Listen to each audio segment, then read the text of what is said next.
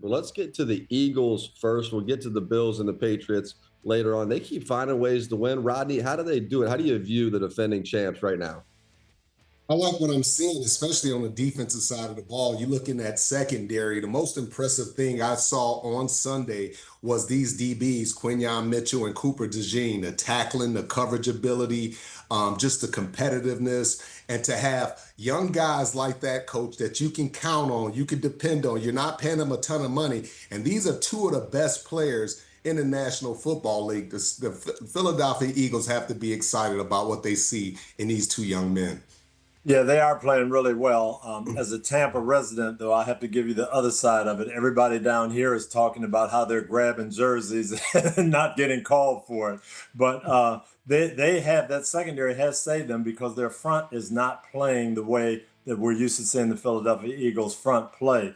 The other side of the ball, obviously, they've got some concerns, but they are finding ways to win. Special teams, making the big play, blocking kicks when they need it. The offense coming up with the play when they need it. Some things are glass half empty in Philadelphia, but the fact they're 4-0, I think, speaks to their championship mentality. Mm.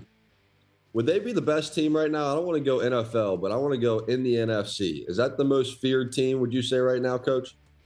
I don't think so. Not the way they're playing right now. The Rams went into Philadelphia, should have won the game. If you can kick a field goal and protect for your field goal kicker, you're going to win the game in Philadelphia. Tampa didn't play really, really well. Got a punt blocked, threw an interception in the end zone. So yeah, they're finding ways to win. But it sounds like Kansas City last year. Hey, they're winning, but not winning impressively. You're crazy, coach. Ain't nowhere in the world there's a more intimidating team than the Philadelphia Eagles. And to me, this is a telltale sign. They're not running the ball as effectively as they've run it in the past, but they're still winning. They're still finding ways. A.J. Brown, he's not happy. He's not getting the football. So when this offense starts to click, remember there's a new offensive coordinator that came in. So it's going to take a little time to learn all his, the intricacies of this offense. But I still think the Eagles are the most dangerous. They're getting better on the defensive side of the ball. They're trying to figure out some things offensively. But I like the Eagles. And this is like you talked about, that championship mindset. They trust one another. They know they can get it done when they have to get it done. And they know their players. Yeah, they've got big name guys, no question about it. They step up in the big moments. But I'm used to Philadelphia dominating the offensive line and the defensive line, and I haven't seen that yet this year. So if that comes, then they're going to be right back where they were. If it doesn't come, their big play guys are going to have to win for them. And coach, this is the first month of the season. Okay, this is the first month of the Yeah, season. I They're agree. working some things I out, agree. so just give it some time. I agree.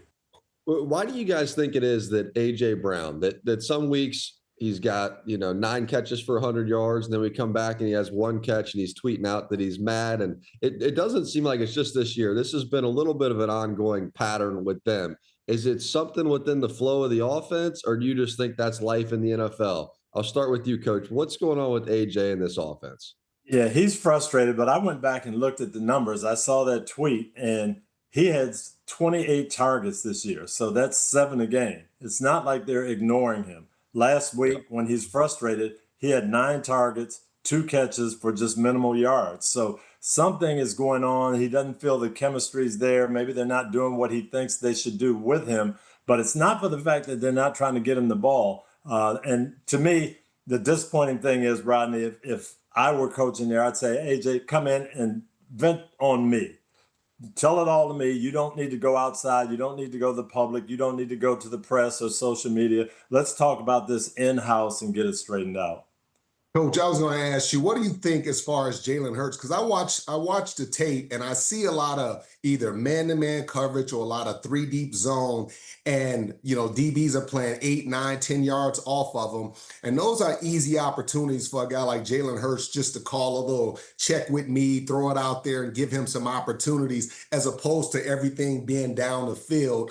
I think that's one of the things that I look at. It's not like at times they're playing cover two and maybe double covering both wide receivers. But for the most part, this guy has a lot of opportunities for one-on-one. I think it's up to the quarterback to get him the football.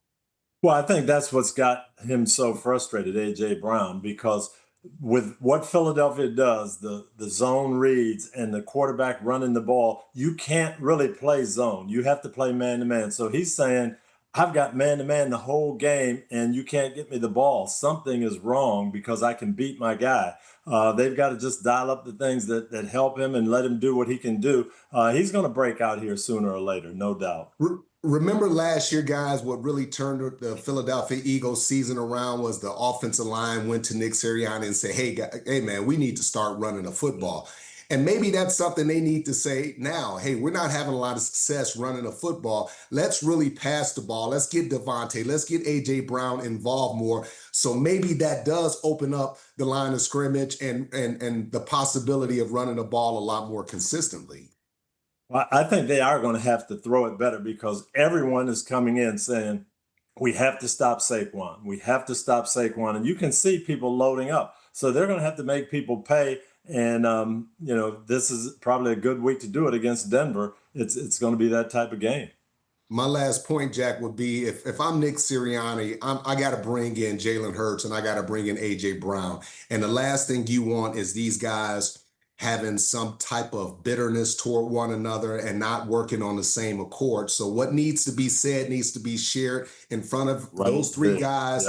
Yep. Have a meeting, and talk about your expectations and your disappointments, and let's see if this is something that we can get past.